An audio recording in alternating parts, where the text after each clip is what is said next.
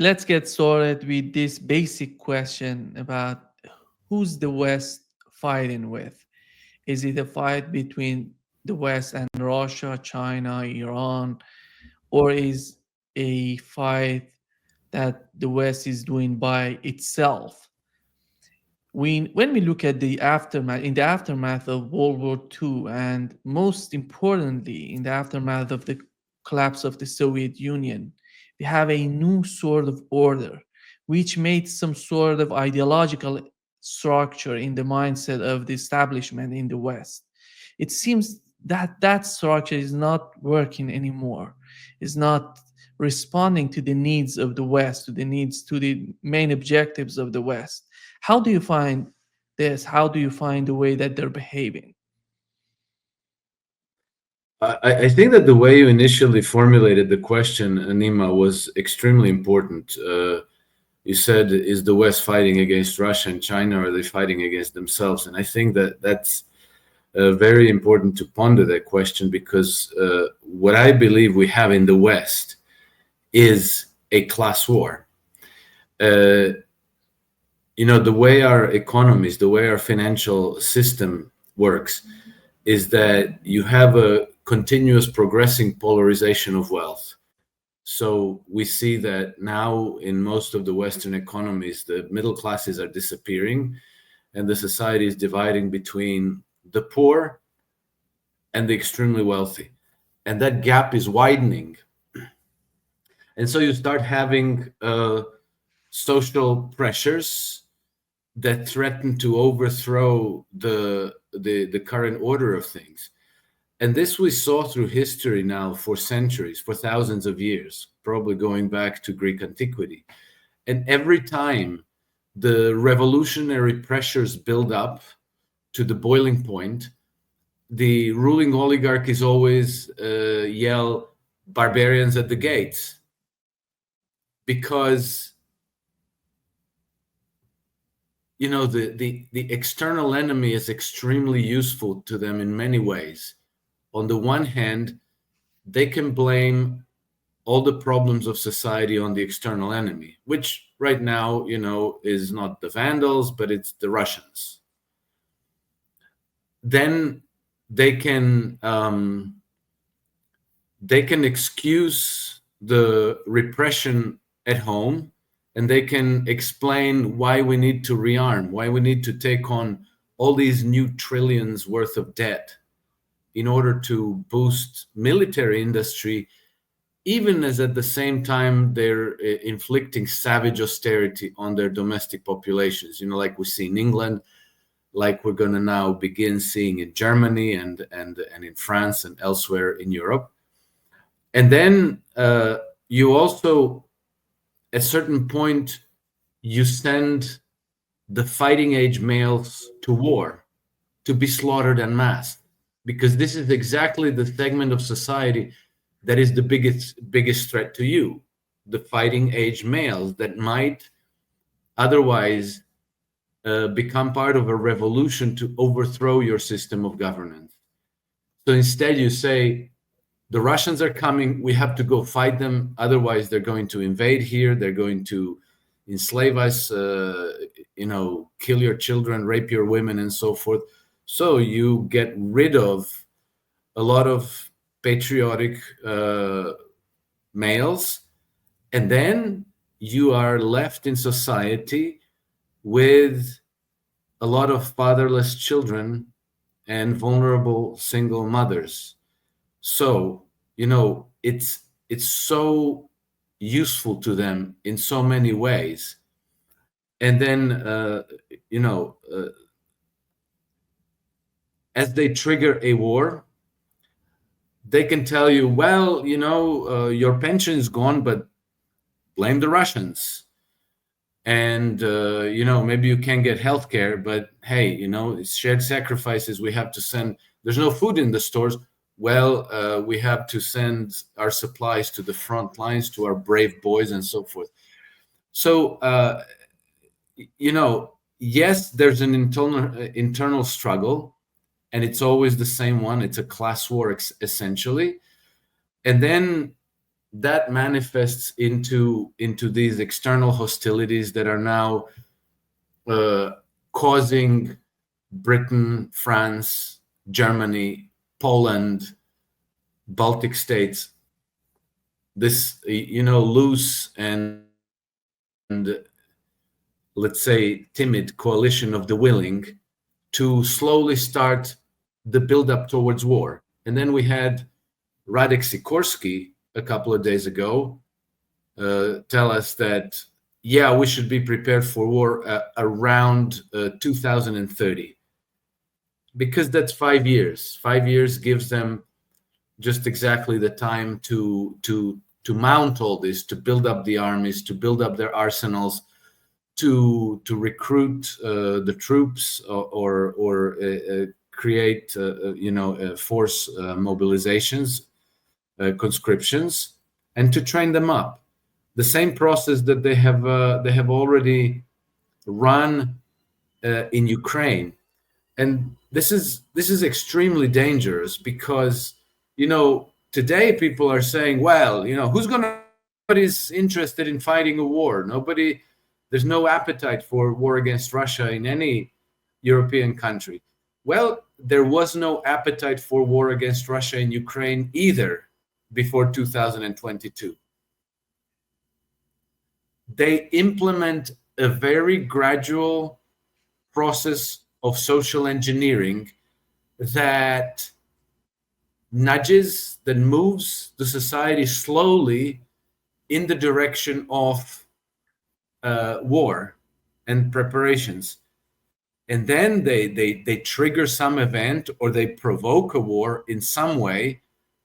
They'll find a way. They have this is It's the same process that played out in the run up to World War II, the same process in the run up to World War One, the same process in the run up to the Ukraine war, and they're now doing it again, only not limited to Ukraine, but for the whole European continent. Do you think that Donald Trump is a barrier for them? It's a disruption? Is somehow they feel that Donald Trump and the way that his policies, specifically in Ukraine, or he's doing, in my opinion, everything at his disposal to do something in Ukraine. How do they fund Donald Trump in the way that he's behaving? I think that for sure, Donald Trump is a very, very significant obstacle to them. And we see the way European powers are now completely disoriented. They don't know how to proceed with this project Ukraine without the United States on board. So they all went into this semi-hysterical search for solution. They started talking about coalitions of the willings, conscriptions, hundreds of billions of dollars for the defense industries. Emmanuel Macron is dreaming up a big nuclear arsenal that he would be able to launch on hypersonic missiles. Friedrich Merz has quite lost the plot. I mean, what he's doing in Germany is absolutely astonishing.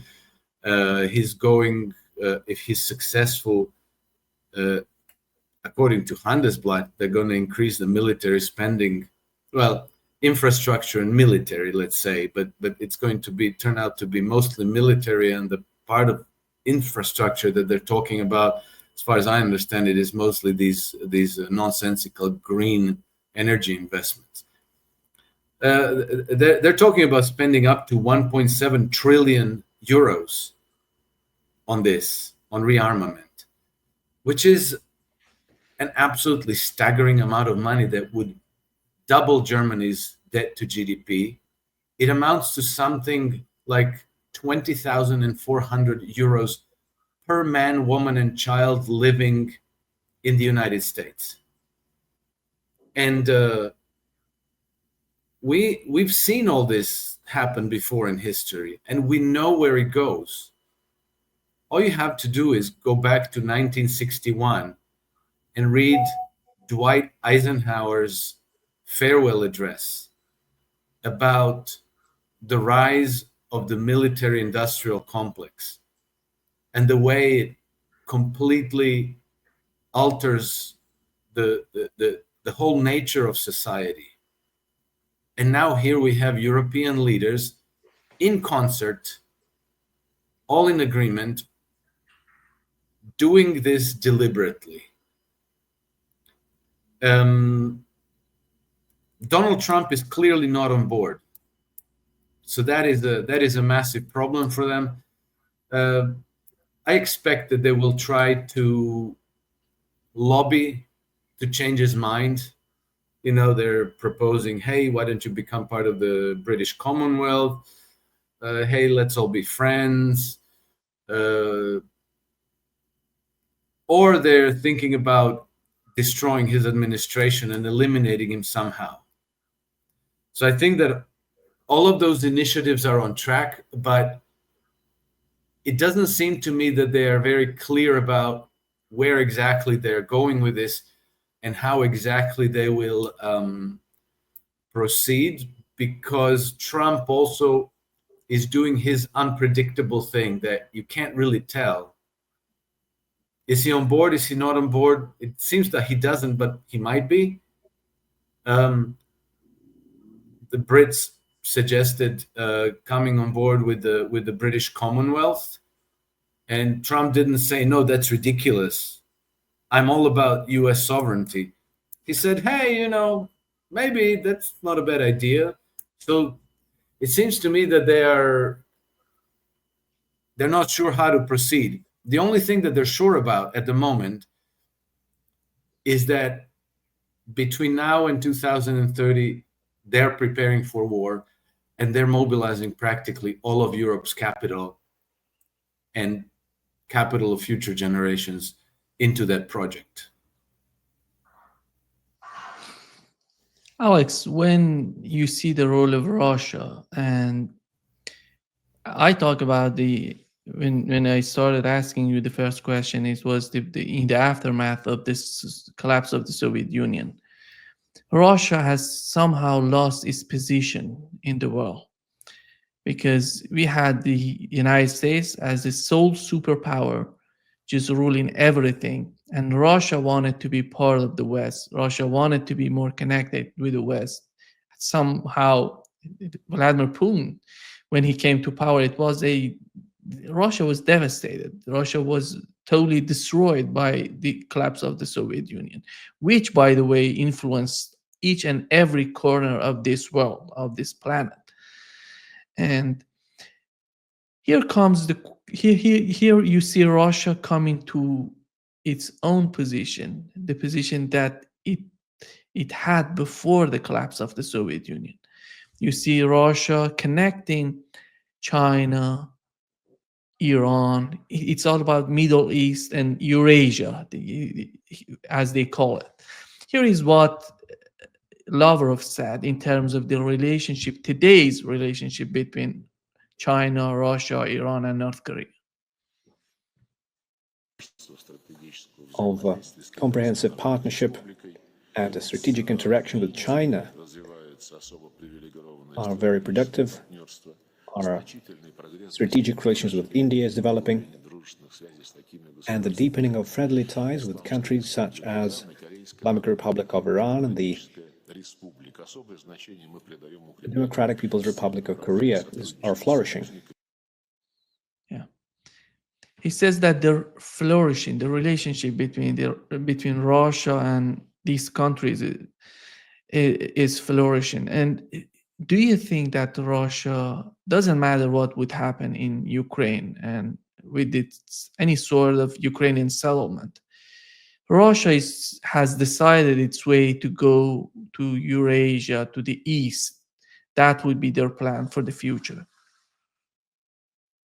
Yes, that is clear, Anima, and I think that the consciousness, the awareness of the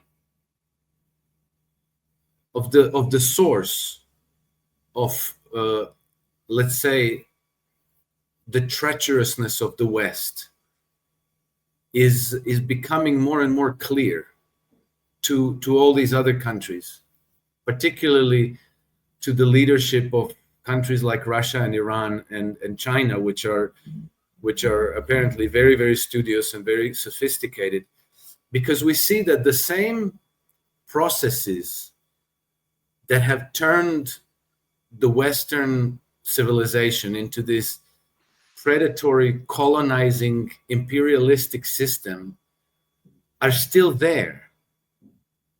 So they are now, they launched this project Ukraine, the purpose of which was to break up Russia and to overthrow Vladimir Putin's government, and then to partition Russia. And they understand that this process doesn't stop. There is no reason for them to want war against Russia. Russia didn't threaten anybody. Russia isn't invading other countries and colonizing them.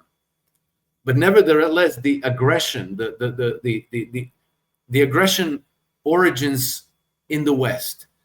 And it's not a question of this government of that or that government.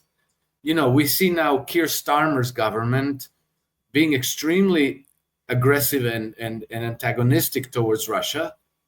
And so people say, oh, Keir Starmer, he's insane. But, before Keir Starmer, there was Rishi Sunak. And before Rishi Sunak, there was Liz Truss. And before her, there was Boris Johnson. And before him, there was Theresa May, and so on and so forth. These governments change, people supposedly vote, but the policies never change. They're always the same. They're constant.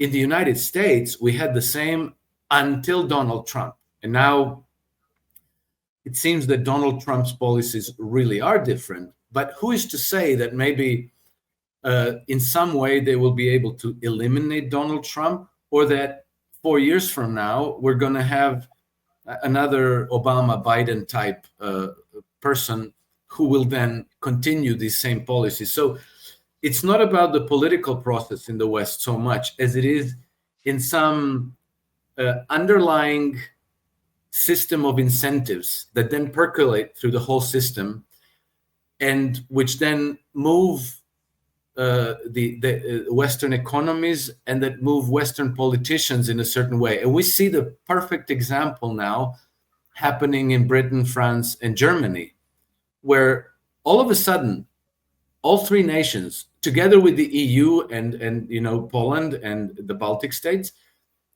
suddenly are on board at the same time with this gargantuan process of remilitarization of Europe and preparations for war against Russia. They're all in agreement, mysteriously, all pretty much at the same time. So it's as though the marching orders are coming from somewhere that's above. And then you can understand how the system falls into line, because in Germany, if Merz's initiatives go through, and they've already approved 500 billion euros fund for rearmament, but it could go up to $1.7 trillion. Now suddenly you see CEOs of companies like Volkswagen say, oh, that would be wonderful if we could repurpose part of our production to military uses, because from the company's point of view, the management and the shareholders, this is big money. This is government procurement contracts that are going to be able to reverse the company's slow decline. For employees, it's wonderful because instead of losing their jobs, they get to keep their jobs. So there's like for one business cycle, this is going to actually create some prosperity. It's going to increase employment. It's going to double Germany's projected economic growth from 1% to 2%. And then you can see that all the politicians are going to try to jump on board and claim credit for, economic growth. Merz is going saying Germany's back and all this.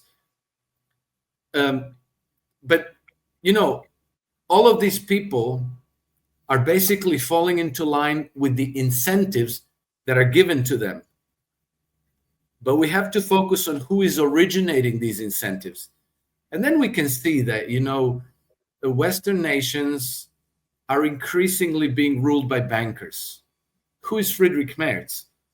He's the former chairman of BlackRock for Germany, chairman of the board. And then Germany's acting finance minister, Jörg Kukies, that's really his name, I'm not joking. Jörg Kukies spent the bulk of his career as a Goldman Sachs banker. That name should ring a bell because, Italy had a stealth coup, removing Berlusconi and bringing a Goldman Sachs banker in power in 2011, which was Mario Monti. And then after Mario Monti, we had another Goldman Sachs banker, which was Mario Draghi. And the list of these various bankers who are in key positions where they manage the levers of power, you see more and more and more bankers. And then in Canada, we just got a new prime minister who not only spent his career at Goldman Sachs, he was also the governor of the Bank of Canada. And then in 2013, smoothly, he transitioned from being the governor of the Bank of Canada to being the governor of the Bank of England. And now he's the prime minister of Canada. And Carney is actually helpful because Carney let us understand how all this works. Because he got named as the UN Special Representatives for Climate Change. And in 2019, I think, or maybe 2016, I don't know, a few years ago,